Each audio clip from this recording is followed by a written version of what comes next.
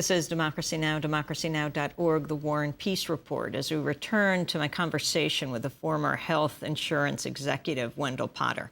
He was the former head of corporate communications at the insurance giant Cigna, now a fellow at the Center for Media and Democracy. I asked him whether he felt many of the journalists covering the health insurance industry are acting as PR agents for the industry.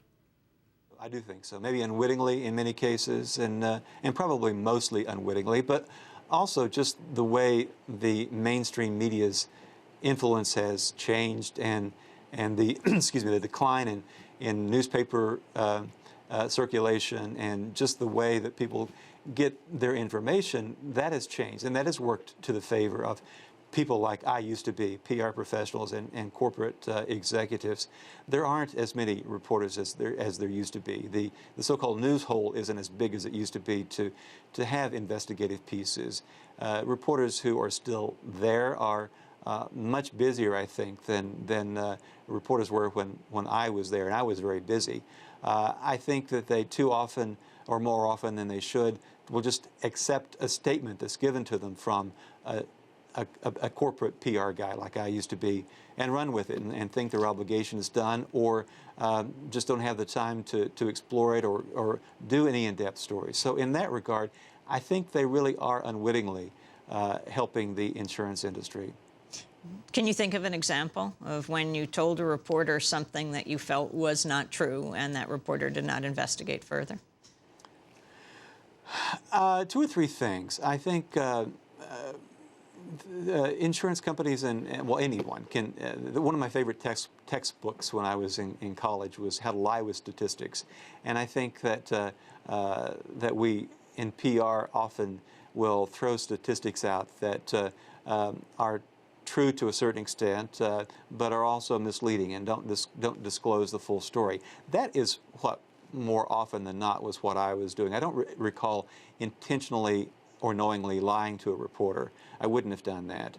But I think there are times when by withholding all the information or providing selective information or data, you definitely are misleading. And that's what I did more often than not. Can you give us an example?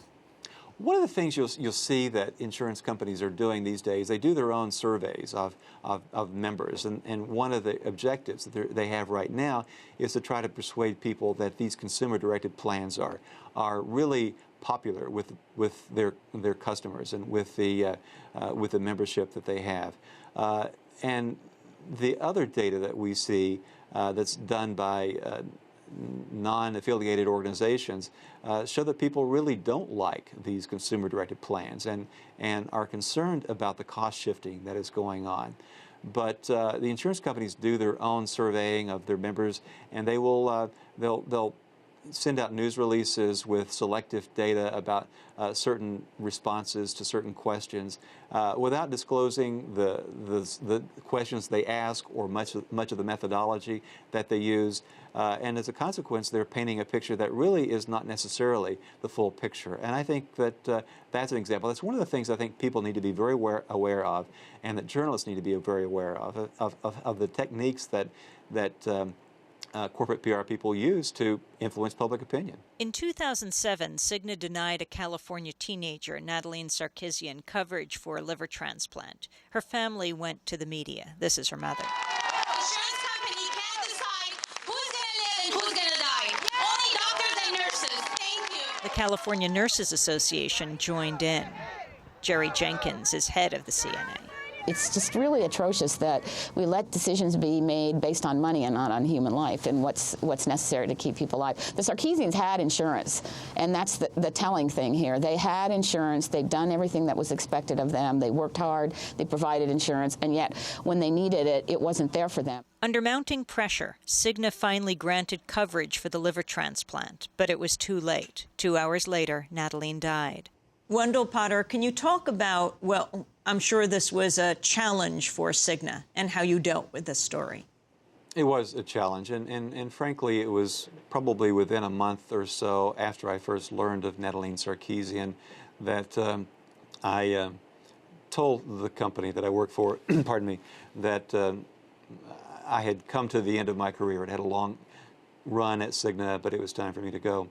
Natalie Sarkeesian, as you know, was a 17-year-old girl in California.